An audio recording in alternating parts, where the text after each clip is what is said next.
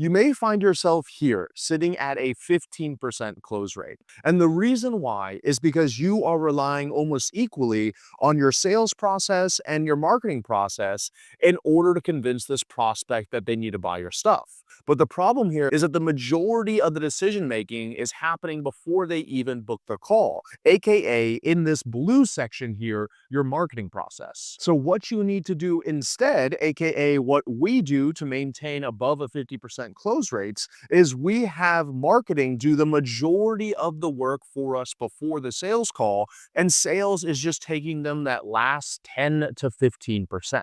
Part one of this pre-call system is strategic qualifying questions. I want to talk about these because a lot of people either don't have any qualifying questions, they have the wrong types of qualifying questions, or they have too many qualifying questions when one of their prospects is looking to potentially speak with their sales team. After testing literally hundreds of variations, here's what we found works very well. Almost on every single qualification question, you're going to ask the typical three questions: name, email, and phone number. And that's obviously just so you can contact or speak with the prospect. But these final three questions here are going to be the difference between you closing 50+% and only speaking with ready to buy qualified people, and you closing 15% and spending the majority of your time chasing around no-shows or handling bad objections. First and foremost, I don't care who you are or what offer that you run, you should always have some kind of financial qualifier question. Because if you are accepting money in order to do your service, then you need to make sure that these people have it. And a side note is I see a lot of people adjusting their pricing or their payment plans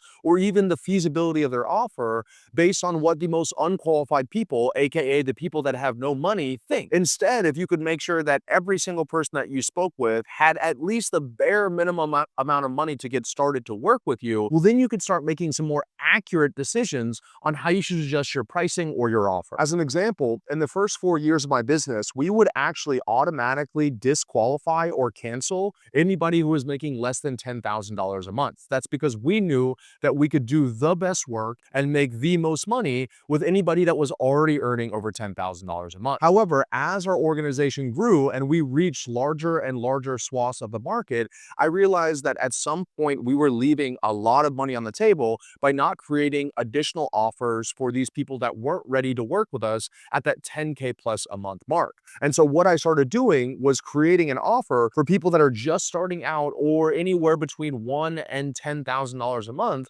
where it's not going to be as expensive as our traditional offer and it's not going to be as much one-on-one support, but we can still definitely help them. Second of all, you need an avatar identification question. And that's just fancy speak for you need to make sure that whoever you're about to get on the sales call is who you work with. And you want to get relatively specific with this. For example, if you're a fitness coach, do you work with both men and women?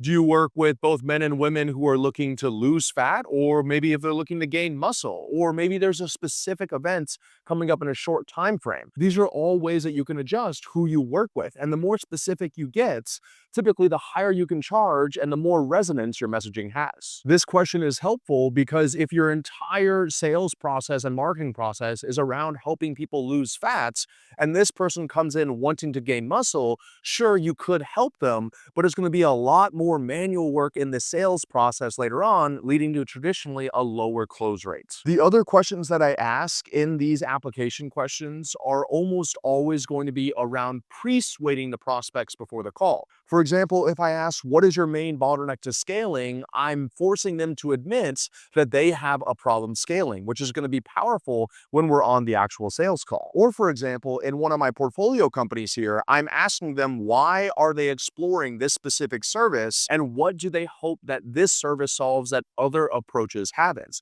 This is another persuading technique where I'm forcing them to say that they've tried other things in the past and it hasn't worked, and I'm hearing from their mouth exactly what they're looking for in this offer so I can make sure that we talk about that on the sales call. Now, the final question that you can add, but can be a little bit risky, is what is known as a readiness question. As you can see in this question, one of our portfolio companies, I'm saying, are you prepared financially, emotionally, and logistically to invest in this service? And they either have to say, yes, I'm ready, possibly, or no, I'm not ready. So this question, in essence, is forcing the prospect to say right then and there, would they be ready to put a credit card down and pay for this service. If you want my help installing any of these systems in your business done for you, be sure to book a call with my team down below.